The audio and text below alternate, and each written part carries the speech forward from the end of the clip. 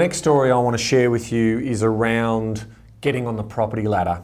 So this particular person, a single person here in Melbourne in their early 20s, is again not listening to the noise, not trying to worry about overcoming the challenges, has done an excellent job in saving, so has foregone probably a few late night memories and drinking memories to put a bit of money away.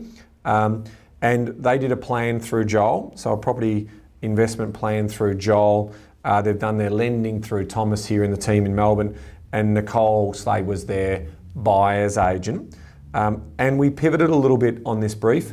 Originally, this one was going to be a rent vesting property, but with the incentives that are on offer for first home buyers here in Melbourne, we decided in terms of what that brief looked like, that it may be better to buy the first home, take advantage of the first home owners grant, live in the property, but down the track maybe move out of that property until they find their future partner and be able to get that more significant home and that future place of residence. So I like this story. We had a good budget, and the budget was around that sort of 600 to 660, so right in that sweet spot for first home buyers. The brief was originally we were happy to be borderless, but because we were going to live in it now and take advantage of those stamp duty concessions and those incentives, we stayed put and bought in Melbourne. It was certainly a great collaboration between the team members, everyone on the same page in terms of what that looked like. So ultimately what we were able to buy is a freestanding house on 600 square metres of dirt in Frankston Central.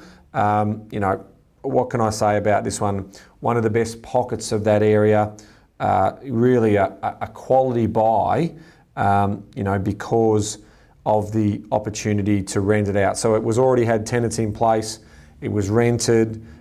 So what happens for this particular client is they have to move into it, remember, because if it's your first home, you've got to move into it within the first 12 months.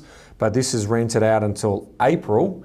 So he's getting a little bit of extra rent, he's saving up a little bit of extra money, so by the time he gets in there, there's going to be more money in his offset account, in his primary account as we call it, under the Money Smart system. So I just can't speak highly enough of this opportunity.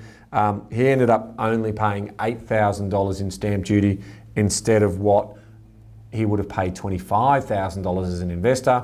So that's money in the bank, pays for some of the professional advice he's got, and the block is subdividable down the track.